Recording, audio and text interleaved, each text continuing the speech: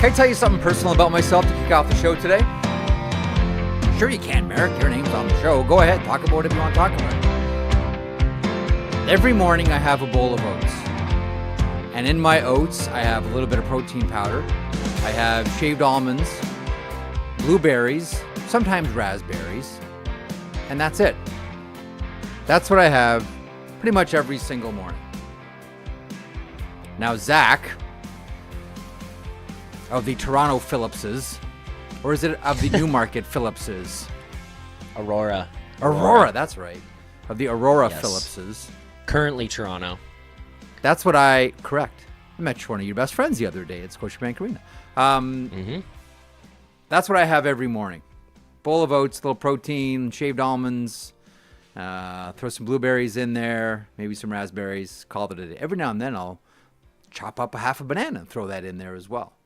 I was half expecting to read what Charlie McAvoy has for breakfast every morning with that release from the Boston Bruins, which is one of the more thorough releases I have ever seen in my life. Can we throw that up there real quick before we start to get in the Four Nations here? Yeah. And I don't know if you know this, but the final is tomorrow. Canada faces off against the United States for the uninitiated. Like, have a look at this. This is a timeline that we never. The opposite of this, by the way, was my favorite press release, and it was by former communications director of the New York Islanders, the great Chris Botta. Do you know this story? Wish is coming on in a couple of seconds. He can probably add to this one. So Rick DiPietro, who during his career with the New York Islanders had like a number of different injuries, like pick a body part, like he'd had it injured, and after a while, you know, the art of concealing the injury became more and more difficult. So there was one injury that the Islanders... I always still laugh when I think about this press release. We get this one. This would have been 2006, I want to say. So the charade of hiding the injury in press releases took an artistic form. Chris Botta, and I know he was very proud of this because I've talked to Chris about it, describing an injury that netminder Rick DiPietro had, puts in the press release, Rick DiPietro currently suffering from, quote, general body soreness. That was the release. I remember calling Chris up, like, can you make it any more? Like, this is before Lamoriello took over. Like, someone, like Lou's in New Jersey going, oh, yeah, oh, I like that. Oh, Botta, I like the cut of your jib. Oh, who wrote that press release? Can we get him over here with the Chris Botta? Hire that man now. Oh, wait a minute. What's he make? Okay, no, forget about it. No, we don't want that kind of, we're not paying that much here in New Jersey. But compare that to the Charlie McAvoy analysis from the Boston. Bravo, Boston. Bravo, Boston. That is a level of seriousness thoroughness. Thank you, Zach. Zach's my spell checker here. A level of thoroughness here that we're not accustomed to. So bravo, Boston Bruins, for throwing that one out there. All right, coming up on the show today, we got a lot to get to, so we're going to get right to it here. Daily Outline presented by FanDuel, North America's #1 sportsbook app provider. They are our friends. They are our partners.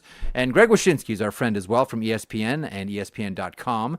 He'll be joining me here in a couple of moments. We will, there is the McAvoy. We just essentially showed the McAvoy update. And I don't know what's bigger, the fact that that he's injured in the significant way that he is, or just how thorough the Boston Bruins were.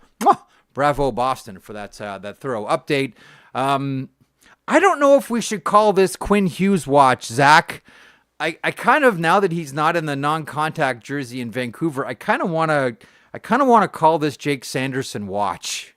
Because if Hughes is good to go, someone just tweeted me a second ago, Tanya Harding has entered the building. Now, come on. Now, geez. Quinn Hughes / Jake Sanderson watch continues in advance of tomorrow's matchup, and we'll talk plenty about that with Greg Wyshynski, the rematch tomorrow. First of all, before we get to Greg, your nickel and dime thoughts on this one. Should this game be today? Because this is now taken on almost like, with this extra day, almost like a Super Bowl quality about it. Like the drama just gets ratcheted up for, and the insults and the intrigue, but also the anxiety gets ratcheted up that much more. Should this one be today? No. Before the tournament, looking at the schedule, yes. Now that we are living it and the Saturday game played out the way that it did, the answer for me is no. And I want to throw something out there. It was something I was thinking about earlier today, and I think maybe Wish will have some thoughts on it as well, given, where he's, like, the network he's a part of and what he experiences down in the States. Yep. There's never been a better opportunity for the NHL and hockey to capitalize on the momentum they've currently built. I watch and listen to sports shows across all the United States, and this has been the biggest conversation. And Jeff, it's not just a conversation about how well the Four Nations has gone and how much of a hit this is, blah, blah, blah. This has been a conversation about hockey taking over the NBA and hockey stepping up and becoming onto a bigger platform. That's just because of their miserable All-Star weekend. No, but this is also a bigger issue with the NBA that the NHL has kind of also jumped in and capitalized on. Like, yes, you're right. The NBA All-Star Weekend is miserable. The NHL one is relatively miserable as well, to be honest with you. But this is a point here where the NBA has kind of started to decline in favor of people, in North America, I think specifically. And the NHL is building up, and it is the top piece of conversation right now. What happens on Thursday night? Every American sports show, every Canadian sports show. And I mean, on top of that, we're getting more and more quotes. Maybe you don't have time to get Matthew Tkachuk here throwing shade back at Brendan Hagel, or Brendan Hagel making the initial quote, or the drama surrounding Hughes, McAvoy, Clayton Keller is all of a sudden on his way to Boston. It's like, there's legitimate excitement around this that I would have said before the tournament, this is too long. Right now, this is unbelievable, and like, this is hockey porn right now for people who just live for this kind of stuff. I mean, it's a longer answer than I think you'd expected, but that's my real answer for it. All right, very good. Zach beating it like it owes him money with this extra day, just waiting for another day here before we can get to a hockey game. All right, let's bring in Greg Wyshynski from ESPN, our good friend here, who we're fonting as Arpenbach. Oh my God! Oh, good Lord, Greg. Good. Thankfully, your microphone isn't working right now. Thankfully, your microphone is off. Oh, there we go. We got you back. We got you. Look at that. Yeah, we got you good, Uncle Wish. We got you good. Good. There we go. We got you. Yeah, no. This old thing. To Zach's point, like, I think the NHL overtaking the NBA is a bit overstated. I do think that the reality of the situation is that two things. First of all, I don't mean to be like a cynic about this, because I do think this is an incredible moment for the sport. But we've talked for decades about the carryover from the Olympics to the NHL, and what that would mean, and it never happens. Like, it just never happens, because after you get done with Canada versus the U.S. on Thursday, there will always be Blue Jackets Senators on a Tuesday. And that's kind of the trick. Like, the people who tune in for best on best then tune into the NHL regular season, and they see average on average, and that's kind of the challenge in capitalizing on this event. Where I think the NHL, though, is in a good place is that there is that discontentment with the other league right now, with the NBA. Like, nobody likes the regular season. The All-Star weekend was a joke. I mean, the NHL really picked a great time to have 3 fights in 9 seconds between arch rivals in the same weekend that Mr. Beast shows up at the NBA All-Star game. Like, they did a good job. It was good scheduling. But capitalizing on the best on best is the trick. Now, the NHL's done two really smart things in the last couple of months regarding this. The first is, now we know we're getting best on best. Olympics next year, 2 years after that, a World Cup or whatever. Maybe it's 6 nations. Who the hell knows? Olympics after that.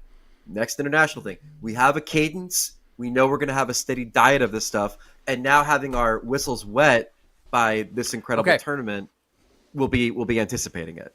Here's what I wanted to get to you about a little bit later on in the program, but because you're mentioning this right now, and the NHL capitalizing on this, and like, listen, we could all remember, I shouldn't say we can all, many of us from a certain vintage can remember that infamous Sports Illustrated cover, right? Hockey is hot, basketball is not.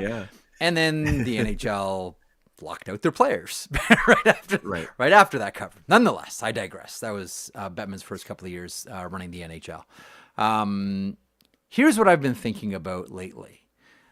I'm trying to sort of, in my head, contextualize that 9 seconds on Saturday and measure that up against other enormous moments that have helped lurch the sport forward. And here's what I do wonder about at this point, because I'm not really sure. I'm gonna have to. I think we'll have to wait until we see what happens on Thursday, and then subsequently what happens, and what other fumes coming out of this tournament. How would we feel about this tournament right now? Because I think the NHL owes a huge thank you to two people, Matthew and Brady Tkachuk. That's who the NHL owes a major thank you to. Because if they don't behave the way that they did on Saturday and initiate that volcanic eruption to start that game, like essentially what I'm saying is, if those 3 fights don't happen on Saturday, how are we feeling about this tournament? Because those fights completely energized and have fueled just about every single discussion about this tournament and have reignited like this. I don't want to say it's like Detroit and Colorado back in the day, but like this blood feud between Canada and the United States. But if Matthew and Brady don't behave the way that they did on Saturday, how are we feeling about this tournament right now? If it just like they just had that game minus those fights, how are we feeling about this thing? Not as good. First off, probably the most satisfying 9 seconds I've had on a Saturday night in my life. Can't believe it took me 4 days to make that joke. No, that's 4 days. Not bad. Yeah. 2 pumps in a squirt. I'm Greg Wyshynski. Yeah. So, I don't know, because listen, there's no question that the fights attracted so much more attention to that game from people who never talk about hockey than normally would be. But so did the atmosphere, the booing of the anthem. So did here's the thing. Like, you can have 3 fights in 9 seconds. If the rest of the game is dog crap, then it doesn't matter. And it was the combination of that emotional spillover and showmanship, plus the best form of hockey you could possibly imagine happening after that. The thing about the Tkachuks that I find interesting, and you mentioned the Hagel thing earlier, or Zach did actually. Zach did, yeah. Hagel yesterday going to the reporters and saying, "I don't fight for the cameras, I fight for the flag." Well, guess what, you moron? Fighting for the cameras can be good. Fighting for the cameras had 5.4 million people tuning in at its peak to watch this game. And I'm sorry if the Tkachuks have a better sense of how to sell this sport than Brandon Hagel, but they do. Every team should have a group chat figuring out how to do what they did to get more people to watch hockey. Listen, if you asked the lion's share of the NHL, they would have given you the exact same answer that Brandon Hagel did. This is not exclusive to Brandon Hagel. That's the majority of NHLers that'll answer that question the exact same way. And again, that's why I come back to this thing. The NHL owes a major thank you to Matthew and Brady, to the point where they should be exempt from the salary cap. Right? Like, let's just go that far. Like, say, look, what you've done for the game, everybody has to adhere to this 20% of the max of the cap, except for your kids. Except for your kids, for what they did for the NHL, this tournament, and what they did for hockey. Again, these are two of the most unique players in the game. And as I continue to remind people about this is not new. Like, as a matter of fact, like, the way that I describe the Tkachuks is they have new school skill, but they're old school players. Once upon a time in the NHL, the best players were also the toughest players. There was Gordy. There was Rocket. There was Ted Lindsay. You can go on and on and on. And the players, Stan Mikita, you can go right up to the top of the scoring list. and you would say like, oh yeah, that guy can handle his mitts. That guy can handle his mitts. That guy, like the dedicated enforcer rule didn't really come along. Like the policeman rule didn't come along till John Ferguson in the mid '60s. But like the toughest players were also the best players. And I look at Matthew and Brady and go, these are two of the best players in the game. And although they're not the toughest, they are some of the toughest players in the game. And the other thing that I respect about them is they understand the moment. They understand the moment better than not only for like what the moment calls for, as far as what they need to do on the ice, but like Matthew was talking today, these guys have such an appreciation for their place in the fabric of American hockey. Like they all can quote Miracle, as any young American player can, but they also understand that what they're doing now, and especially what they're doing in 2026, is the kind of generational shift that can happen when you have compelling star players leading your country to heights that they haven't seen since the Reagan administration, or the Carter administration. The other thing about the Tkachuks, though, that can't be underestimated is they also have swagger. And to me, that's the point of demarcation between this team and other versions of the American men's ice hockey team, which is that it's not simply good enough to have the same offensive talent as Canada from a depth perspective. I still don't think there's a Connor McDavid, obviously, on the U.S. It's not good enough to be just as deep or deeper on defense. It's not just good enough to have better goaltending, where like our sixth best goalie could be your starter at this point. You have to believe it, and you have to have the swagger that's commiserate with it. And Mike Sullivan nailed it today when he was talking about the Tkachuks. Like, it's not just what they do on the ice. It's that attitudinal infusion that occurs when you have them in your locker room. Remember Florida pre-Matthew Tkachuk and now Florida post-Matthew Tkachuk? Like the same effect is happening with USA Hockey, wherein you bring those guys onto a talented team and all of a sudden it's like the Hansons showed up. It's like people are jacked and they can't believe what's happening, and now they're playing harder. Like it's that special thing that they bring to the team beyond their talent and beyond an appreciation of the moment. Okay, real quick, I want to get back to the Tkachuks, but I don't want this one question from the chat to get buried. This from Alden. Did Wish steal his hat from Apollo Creed? Where'd you get that? Well, I mean, so Arda and I did our post-game show saw that, USA yes. Canada on Saturday. Yes. Yes. And this is the hat he wore, having lost that bet. I had him wear. I really wanted to see. I wanted to see you in that beaver costume so bad. He wore this shirt, this oversized USA golf shirt, and I had him recite a soliloquy in which he declared U.S. the rightful hockey power and decried many Canadian things, while keeping the current geopolitical situation out of his mouth. So this is where I got the hat from. Now, will I wear it in the press box tomorrow? Probably. Anyone who's covered the Olympics knows that there is cheering in the press box for an Olympics or an international tournament. The first time you see the Russians all show up in their tracksuits, drinking beers during the game in the Olympics, then you realize, journalistic virtue goes out the window when it's best on best and your country's playing for a championship. So I don't know. I might wear the shirt and the hat tomorrow in the press box. Outstanding. What do you make of the? Now I don't know that I want to call it Quinn Hughes watch as much as I want to call it Jake Sanderson watch. But then you know me, Greg. What do you make of this? Like here, my quick thought on this one is, at this point, who cares? Anyone who wants to play can play. How about this? Like, there's been an element of like, let's make this up as we go along.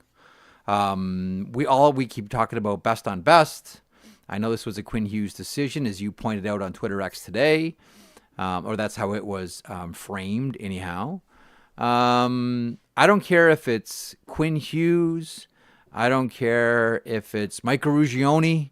I don't care if it's Chris Chelios. I don't care. If USA thinks that player is going to help their team, as a Canadian, I'd like to see Jim Craig. I don't care. Bring that person in. Thoughts on Hughes/Sanderson watch? If you're nodding at some controversy about Quinn being bought in at this juncture, he was on the first list of players. Like, he wasn't on the official roster because of his injury. But, I mean, it's not as if they're just bringing in some rando that wasn't going to be here anyway if he could go. I'm more interested in the Palace intrigue of it all. Like, I mean, Mike Sullivan declared Quinn Hughes is coming. Yes. The parenthetical on that apparently was 2 Canucks practice in a red non-contact jersey while we figure out whether or not he'll actually come to play for the U.S. in Boston, which is a long parenthetical, but apparently one he should have at least nodded at. So I saw that Hughes today is that he's in a contact jersey, I guess you could say. Mm-hmm. And there's obviously still time for him to take a red eye out to Boston and get here for the game. Ohtani watch. Two things. Like, first of all, is that smart? I mean, I talked to Jack Hughes today, and obviously it would mean a lot for Jack to have Quinn here. I think it'd be a lot for the boys to have Quinn fly across the country for a second time in a few days and then fly all the way back across the country to Vegas for Saturday if it meant just sitting around and cheering him on. Like, I think that would be meaningful to the guys in the room. Sure. But you've mentioned Jake Sanderson's name a few times, and I did make the joke that he should probably hire a food taster for the next 48 hours with Quinn on the way. Yeah. But I wouldn't take out Sanderson. I would take out Hanifin, and if it wasn't for the fact that Quinn Hughes hasn't played at all in a while and would be parachuting into a game that might be the fastest hockey game ever played on Thursday, I'd give mine to replacing Adam Fox with Quinn Hughes. I think Fox and Jack Hughes have maybe been my 2 most disappointing players so far for Team USA in this tournament. And Quinn does everything Fox does, but better. And that's the guy. I mean, I would give mine to that. I don't know if I'd actually do it. I think Hanifin probably be the guy I'd take out because I thought Sanderson played really well actually against the Swedes. But that's what I would do. I don't. I think you're being mean to Jake Sanderson. The reason I say Sanderson is obvious. Like, okay, take your pick of the guys you want to yank out of this lineup. I just like in my perfect hockey world for Thursday, Quinn Hughes is in, but he doesn't come in until like the middle of the first period, and he makes that Hulk Hogan walk from, like when he won the title at MSG and they shot him like right from the dressing room coming down the hallway into the, like, I want him to do like a Sandman ECW type entrance with like the cane and the beer and the cigarette and come down from the stands at TD Garden amongst the people and walk down to the bench. That's my perfect. That's my perfect hockey world for Thursday. Sandman. Do you agree with me though? Like, can you like this game on Thursday? Yes. Might be the single fastest hockey game we've ever seen, and maybe asking Quinn Hughes to participate in that without having played in a game in quite a while is kind of a mistake. I agree that it'll be the fastest. I don't necessarily think it'll be one of the more emotional games.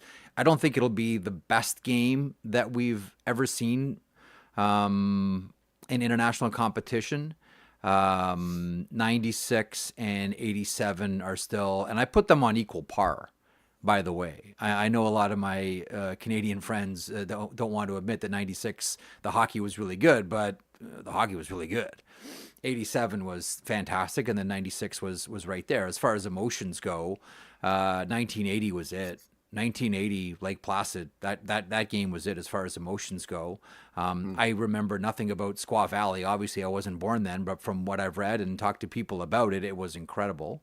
But here's a couple of more things about this sort of emotional timber that this thing is going to hit.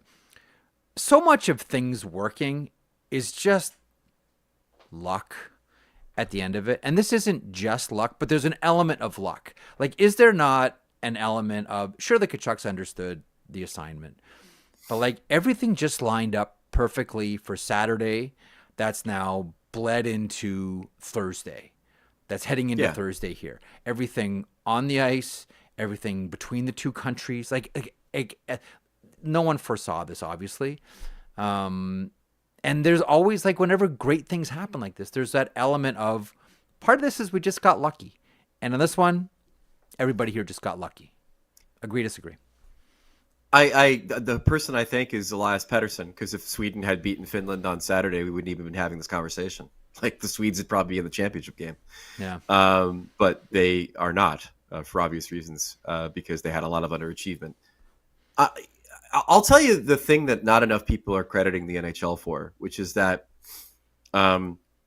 they've treated this tournament as an appetizer to the Olympics. But what they really did was jump the queue and get a chance to have these generations of players represent their countries for the first time before the Olympics. Like that's kind of genius. Like the anticipation would have been off the charts to see McDavid, Makar, the Kachucks, McKinnon, Austin Matthews, the Hughes boys all represent their countries for the first time in Italy. And then the NHL smartly said, but wait, what if we do it in the Four Nations tournament?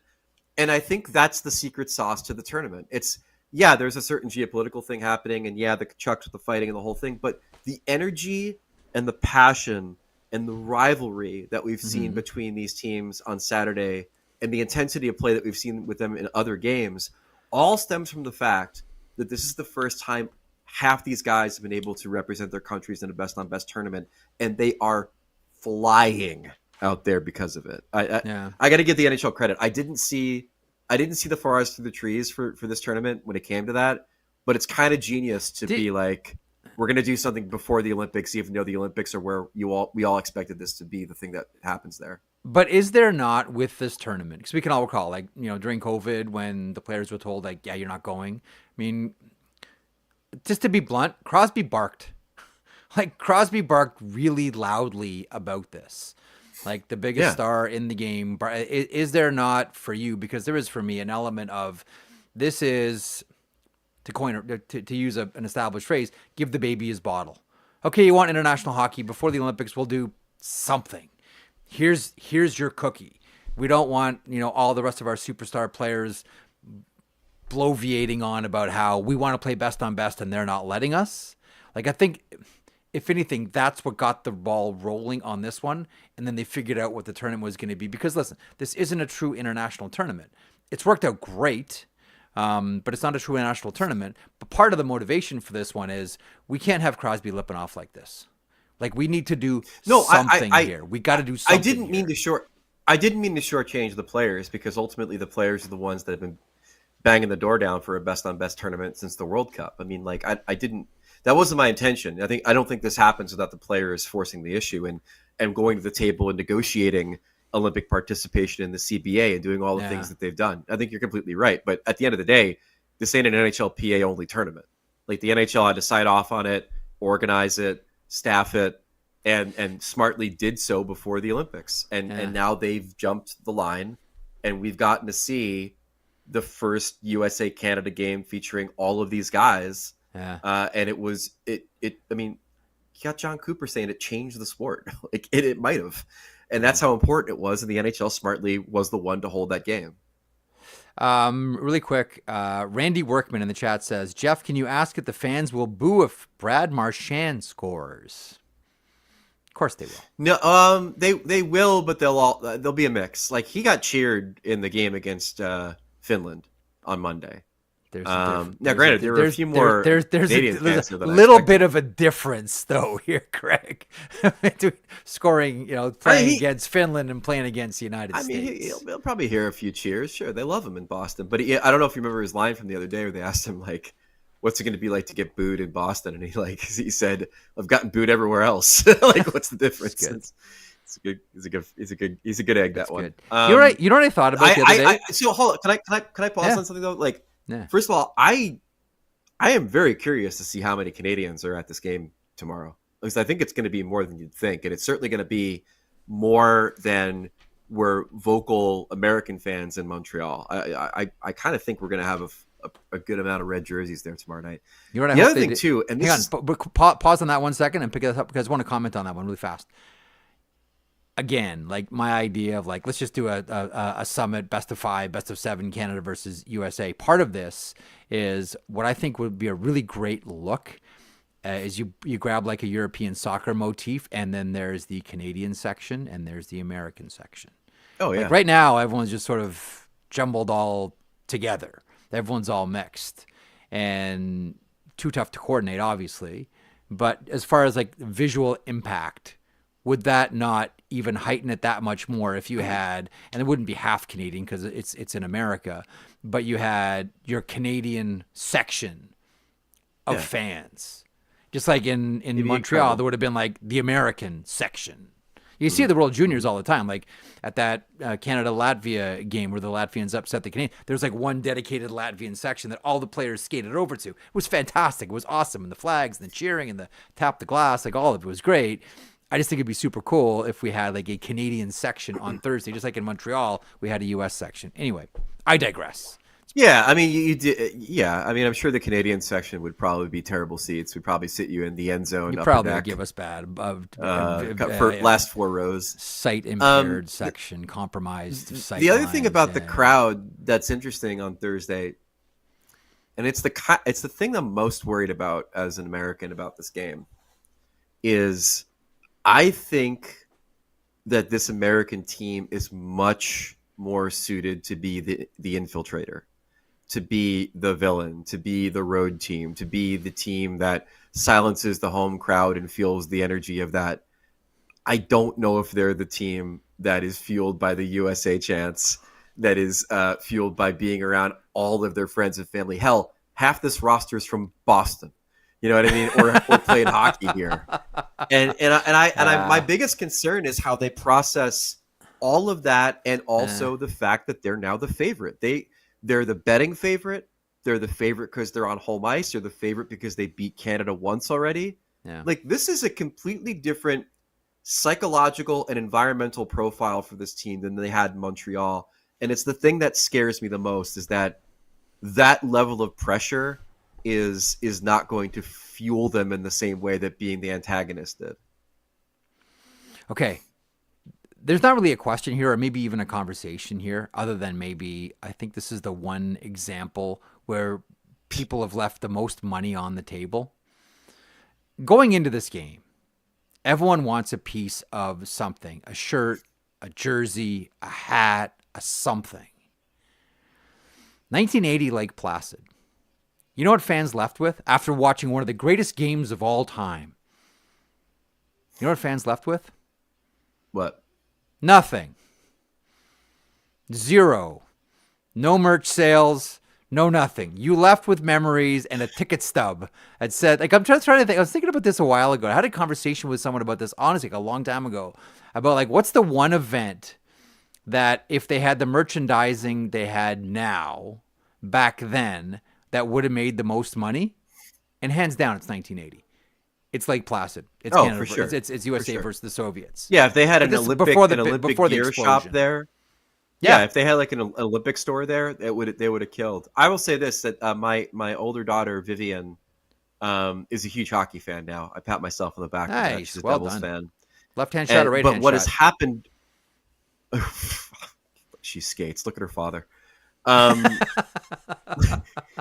What's happened though is that as she's gotten older, every time I come to an event like this, be it the All-Star game or an outdoor game or the Stanley Cup final, she's always asking for gear.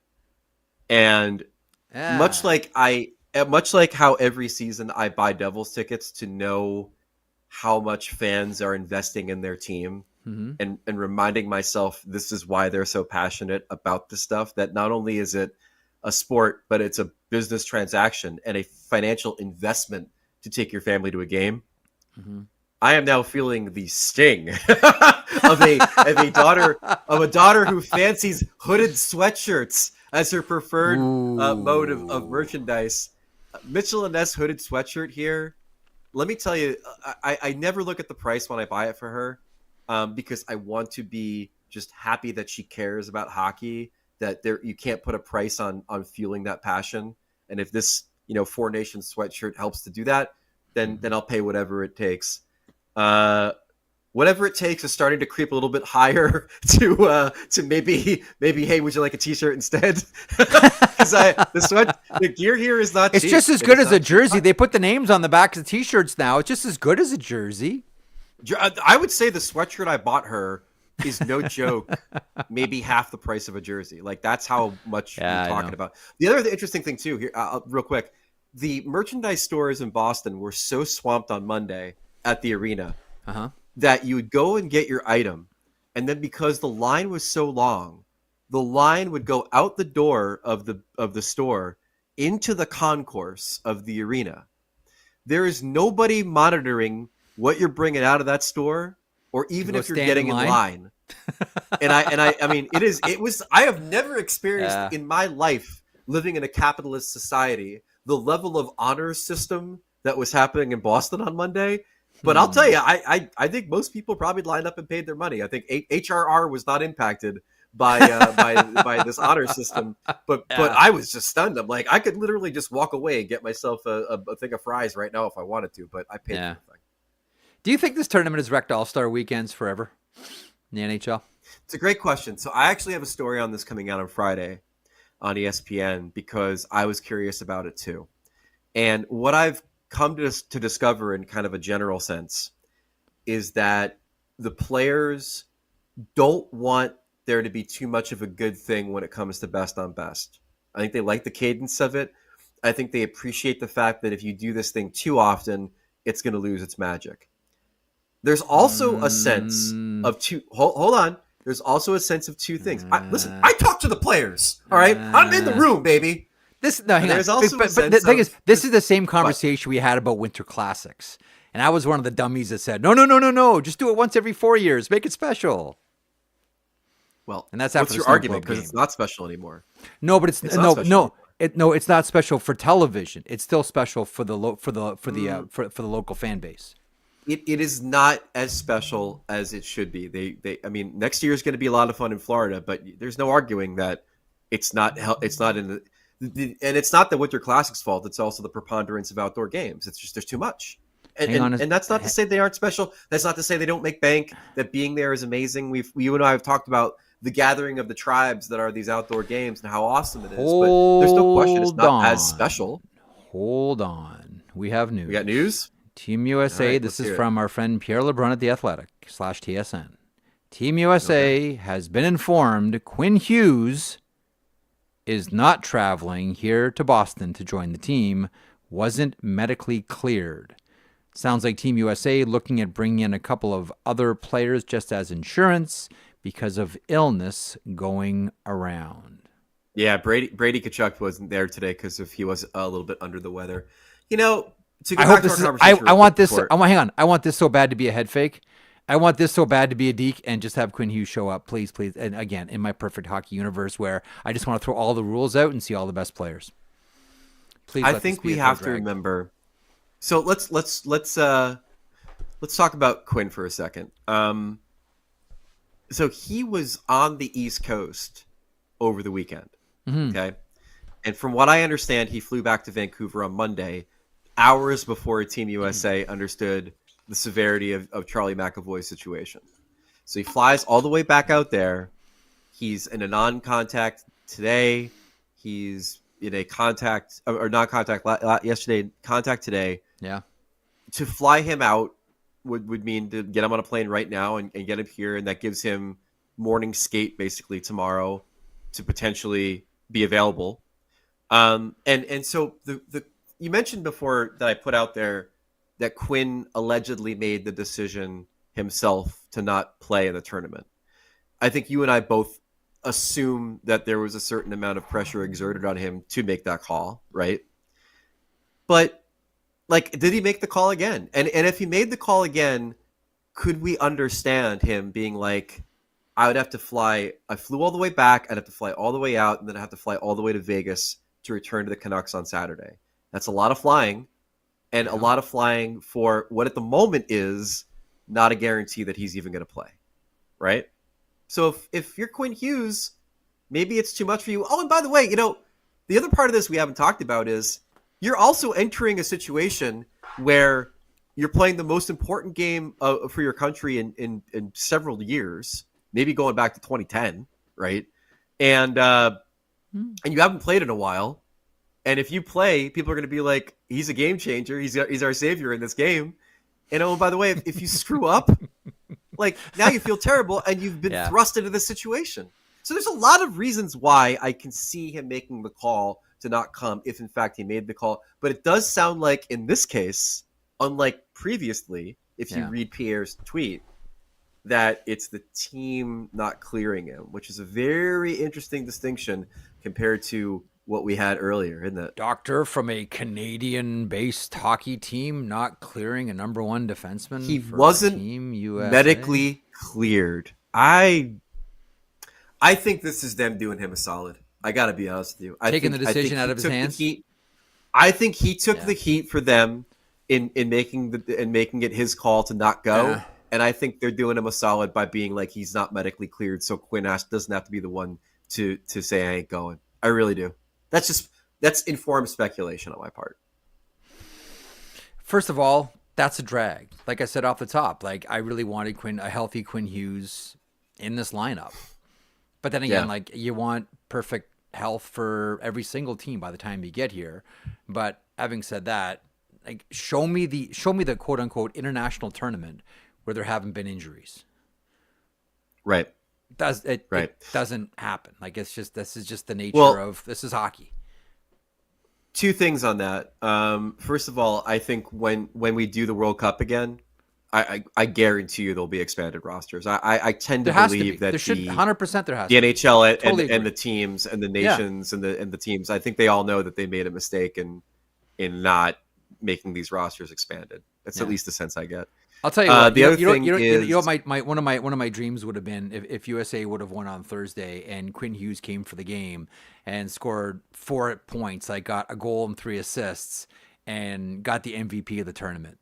Because right now the tournament MVP is up for grabs. To me, it looks like whoever plays the best on Thursday is getting tournament MVP.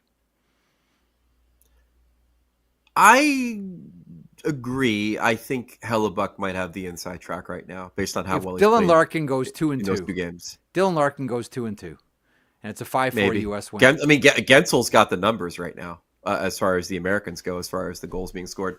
Here's the thing, though. Let's dial it back to Quinn for a second, because now we get into there's two bits of complete Palace intrigue that we're going to have to really figure out in the aftermath of this tournament. One is the medical situation with Charlie McAvoy. The other is Mike Sullivan stood in front of us yesterday morning, and we said, "Hey, Mike, what's going on with the roster?" Blah, blah, blah, blah. And he said, "Quinn Hughes is coming." That is not Quinn Hughes is coming soon. That's Quinn Hughes is going to be here. So the Americans were under the impression yesterday morning that Quinn Hughes was going to be the emergency injury replacement on site for this team. And they were confident enough to communicate that to their coach, who was confident enough to communicate that to the media. Yeah. So the Palace intrigue here is what changed? Did they reach out to Quinn and he's like, "Hey, that's cool, let's do it"? And they decided to kind of communicate all this to Mike Sullivan before anyone in Vancouver was awake? like Jim Rutherford's having his cream of wheat and he's like, "Wait, what? What?" My defenseman's going where? Or did Quinn's agent step in? There's a lot of unreported and mysterious aspects to the story, because I got to tell you, being here on the ground, the players all thought he was coming, and management thought he was coming to the point where Sullivan was comfortable enough saying he was coming. So there's something going on here. A change of heart, somebody stepping in. I mean, it's a Canadian team not letting their guy go play for the U.S. I don't know. I mean, it's not like Rick Tocchet isn't the assistant coach for Team Canada, right? Oh, come on. There's. What do you mean? Oh, come on. I can't. There's no chance. No, I can't see. I can't see the Vancouver doctor getting past an envelope. Make sure that he's 100%. No. I'm not. Okay. No. I'm not me. I'm as grassy knoll as the next guy about this kind of stuff, but I can't. I'll keep that in mind. I'll keep that in mind in the World Cup when the Canada's about to play the Czechs, and all of a sudden Don Sweeney announces that David Pastrnak is out because of injury considerations on Bruins letterhead. Okay.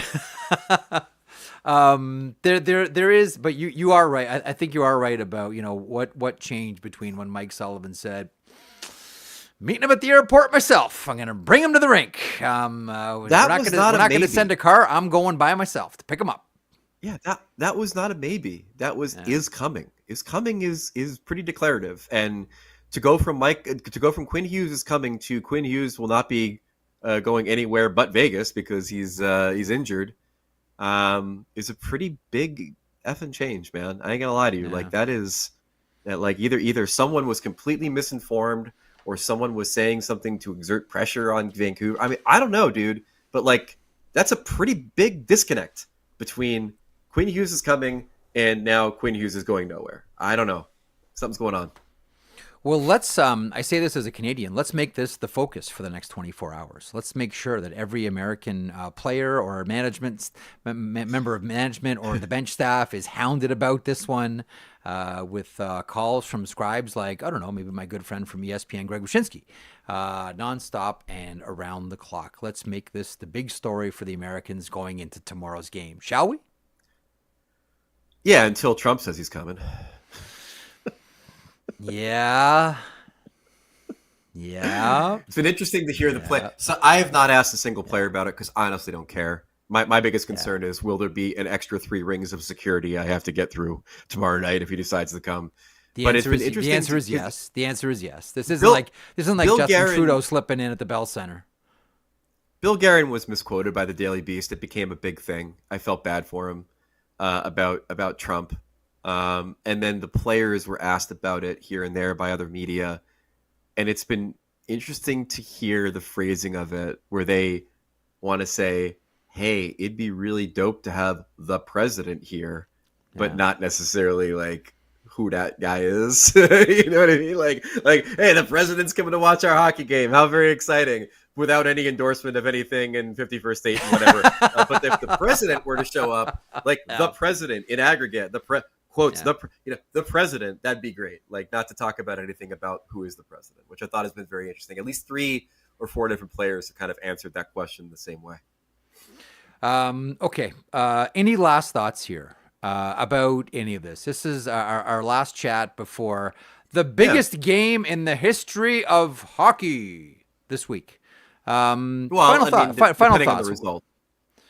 It's either the greatest moment in the history of hockey, or it's a meaningless exhibition tournament that's only staged because we couldn't figure out how to let Russia play and still keep the Swedes and Finns in the tournament, and it means nothing depending on what happens. Here's my thought. My thought is, like, as a hockey fan, I am so excited that we got this game. I'm going to be on the edge of my seat the entire time. As an American, I feel a lot of PTSD from Vancouver.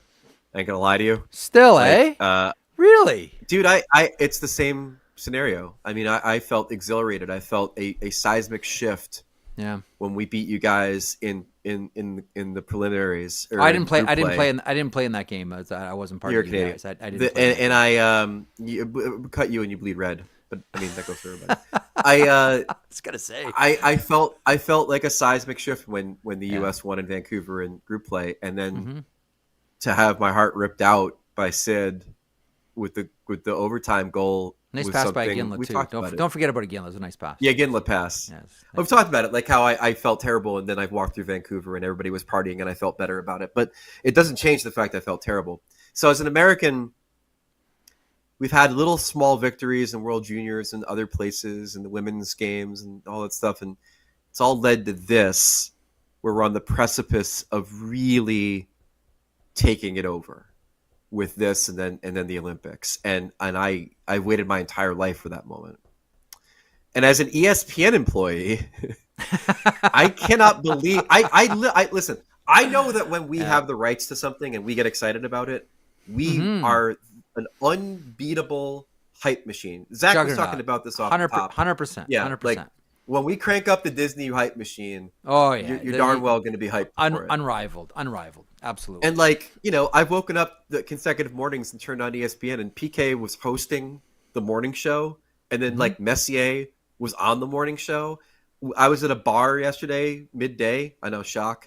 And like 4 or 5 different players are all on Sports Center doing hits. Like, it's great. My stuff's getting featured. I'm doing another post game show with Arda from the arena. Fantastic. After the game on Thursday, and I am astonished by how much attention this has gotten. I thank the Kachucks like you do, but I more so thank all of the players that have made these games so compelling and have made the hockey so incredibly good as to be the best of best on best, because it has captivated this country in a way that very few things have. The tournament did what it set out to do, and that's capture imagination and grow the sport past hockey fans, beyond hockey fans. So regardless of whoever wins on Thursday, the tournament's already been a success. It doesn't matter. Like, we all hope it's going to be a good game. You know me, I don't care who wins. Whatever happens on Thursday happens on Thursday. But the tournament itself, dude, Tom Brady's tweeting about it. And again, I go back to the same thing. Thank the Kachucks for this, because bereft of what they did on Saturday, I don't know that this thing's getting anywhere near the attention that it's getting. What's everyone talking about? Could you believe that game? Like, every rink that I go to with my kids the last few days, I was like, did you see that? Like, everyone's having the exact same conversation about how that game started. It was brilliant. Brilliant. I appreciate what you're saying. I also think you're full of crap. I don't care. The Americans have to win this game. They have to. That's how you make this thing memorable. If it's climbing the ladder only to get hit by a barrel from the Donkey Kong that is Canada yet again in one of these tournaments. That's a great analogy, I appreciate that. Like, who cares? Who cares? The Americans have to win this game. They have to go into 2026 as the favorite. Why? And create a little Why bit of do they drama. have to win this game? Because if Canada wins, it just reinforces that Canada wins. It is Ric Flair winning his 19th title. There is absolutely no palpable drama or even mystery as to what will happen the next time. Because yet again, even when the Americans get close to taking one off their arch enemies, they don't do it. They didn't do it in Salt Lake. They didn't do it in Vancouver. They certainly didn't do it in Sochi. You need them to get a W at some point to make this thing intriguing. They just had a W. They just had a W in Ottawa. They just had a big W in Ottawa. It was huge. It was massive. Ryan Leonard. Cole Hudson. Amazing. If you want this thing to, I'm telling you, like, as much as my Canadian friends don't want to hear this, in your heart of hearts, you know this to be true. If you want this thing to be meaningful and special and a changing moment for the NHL and for hockey in North America, you know the Americans have to win for that to be the case. And by the way, I don't know if you know this, but there was a hockey coach who once said, their time is done. This is our time. It's just been nonstop Herb Brooks videos and clips from Miracle, and listen, I love it. I think it's fantastic. But listen, anyone watching and listening right now, Greg's point is even if you're a Canadian, Greg's point is the right one. Like, put it this way. This is the way I look at it. If Canada wins, you are not making one more hockey fan. You will not create one more hockey fan than you already have. But if the United States wins, you are creating more fans. That's just the way it is. Like, that is just the truth. Canada wins, it's the same amount of hockey fans. If America wins, you're making new fans because of the spillover to all of this and how it grows in the States. That, from what Greg is saying here, folks, Greg is 100% right on that one. You don't want this to be the Globetrotters against the Washington Generals, but the Washington Generals. Are you saying the United States have been the Washington Generals? Okay, there's Zach. Clip it. There it is. There's the. That one's going out social media. In this best on best rivalry, now the Washington Generals, granted, we have a collection of World Junior Gold and a women's gold. That's great. But in this best on best rivalry, we haven't had this moment since the mid 1990s. It would be nice to have a victory over Canada in a meaningful best on best tournament. At a time after Soundgarden had the top charting song, like what I mean? Like it's been a while. So I hope it happens tomorrow. And if it does, you know what? I'll be quite honest with you. I don't know what I'm going to do with myself. I might be openly weeping on the air on ESPN after the game. If it doesn't, the sun will still come up on Friday morning. Don't worry about it. Everything's going to be fine. I hope you get a good night's sleep tonight.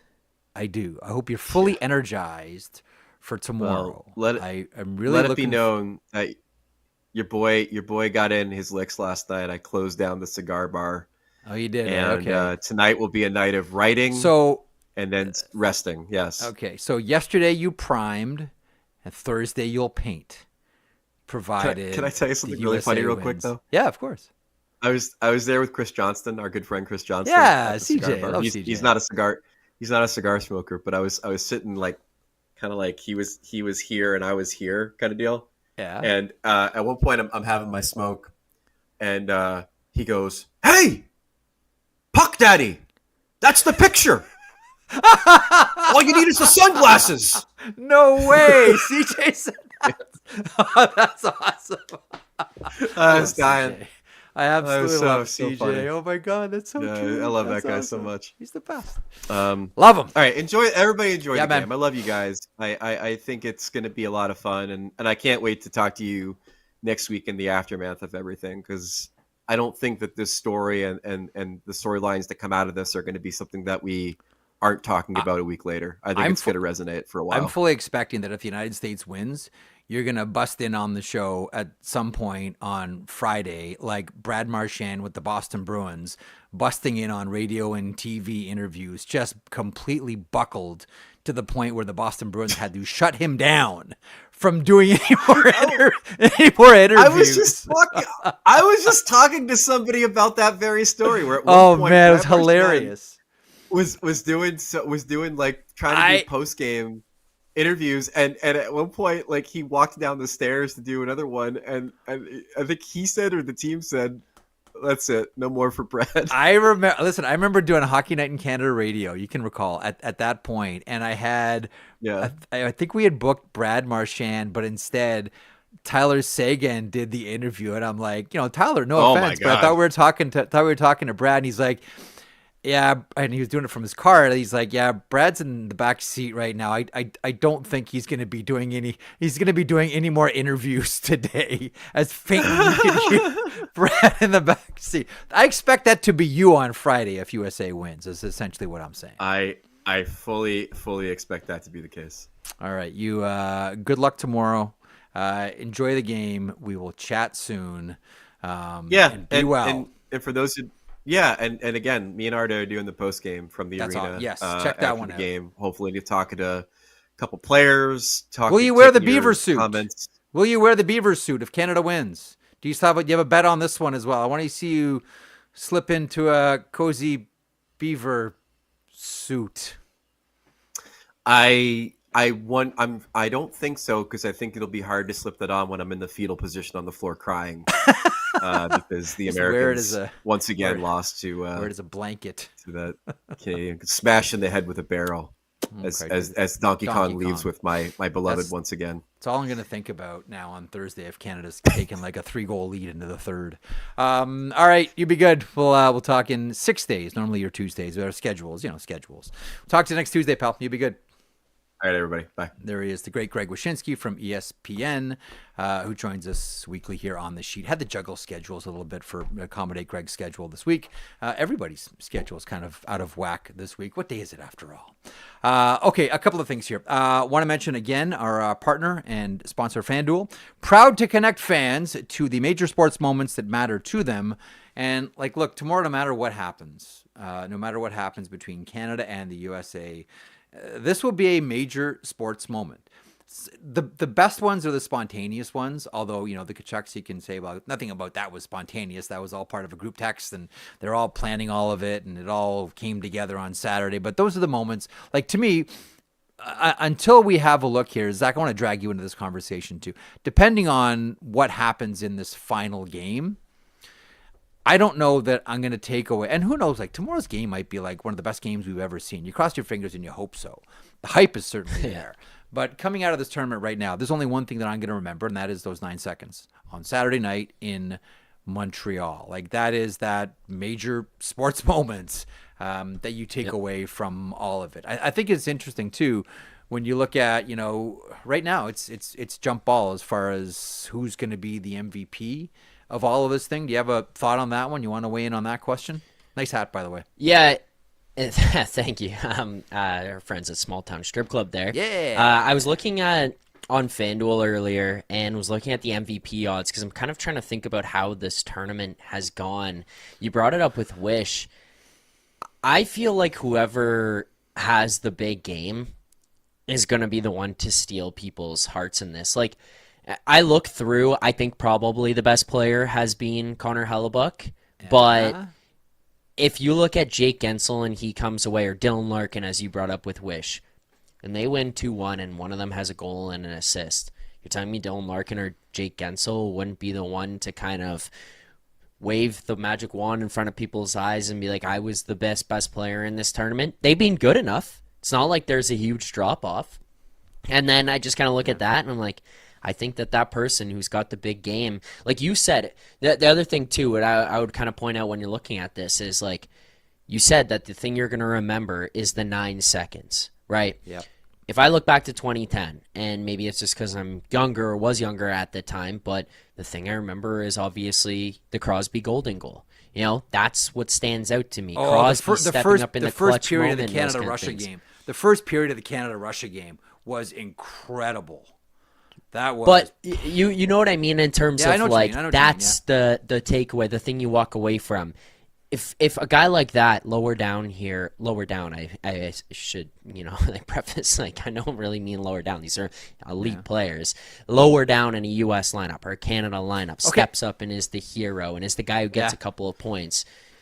I feel like they could walk away MVP of this tournament without really kind of realizing it. I'm going to give you a scenario. Okay. USA wins 6-5. Connor McDavid, 6-5, by the way, is the Canadian score, 72-87. Canada loses 6-5. Connor McDavid has 5 points and gets tournament MVP. Does he accept it?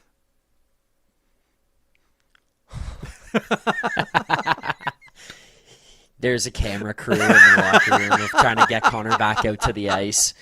Connor, you won the MVP. They're announcing again. Your name. They did it again. Or is he just going to stand there on the blue line, just refuse to skate over again?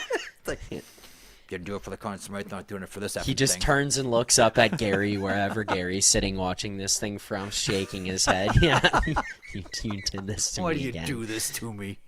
Jeez. Yeah. Let's give it to Larkin or Hellebuck. I want this thing. All right. We got one more show until the game. On that. By the way, that conversation by Wish about the Canada holding Hughes out, that was banana lands. Like, I thought so. That was nuts. I thought so, There's but no shots. I was like laughing at one point, and then I was like, I think he might be. You jumped in, and then I was like, I think he's not kidding. Like, there's a part of him that believes that. Like, what happened here? It's a Wednesday afternoon, just doing sports talk, throwing it around, consequence-free, whatever. This guy's talking about, I went to the bar midday. Like, are you sure that wasn't today? Sure that wasn't like an hour ago where you turned your tap off? All right. Any closing thought, Zach, before I wrap up? I'm ready to punt. Nope, I'm ready to run through walls and pour maple syrup on myself and all that kind of stuff. Okay, yeah. You get ready for all of that fun tomorrow. In the meantime, everybody get your rest. Zach, get your rest. Everybody get a good night's sleep. Tomorrow's going to be wild. Tomorrow's going to be a lot of fun. Tomorrow is the final that everybody wanted, that everybody dreamed about when this whole thing came together. And tomorrow we get it. Now, not everybody is healthy. So much as we talk about best on best, even though injuries are a reality of any hockey tournament, any hockey game, it is a drag that there's no Quinn Hughes and no Charlie McAvoy available for USA. Nonetheless, it's still going to be a special one. Still going to be a great one. We got one more day. One more show here before the game tomorrow. So get your rest, everybody in the chats. Get your rest, everybody watching on YouTube, listening at your favorite podcast platform. We'll talk to you tomorrow on the sheet. Don't forget Morning Cup of Hockey tomorrow, 9 a.m. Eastern, DFO Live at noon, and then our little pregame act here, 3 o'clock Eastern, the sheet.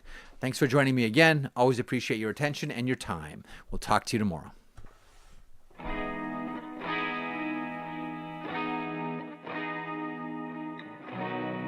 If you enjoyed that video, and we certainly hope that you do, please hit the subscribe button right there here at Daily Faceoff. I will put this lineup up against any hockey lineup anywhere. It all gets underway at 9 o'clock Eastern with Morning Cup of Hockey. That is Johnny Lazarus. That is Colby Cohen. Then at noon, it's DFO Live. And then 3 o'clock Eastern, The Sheet. get caught up on everything in hockey.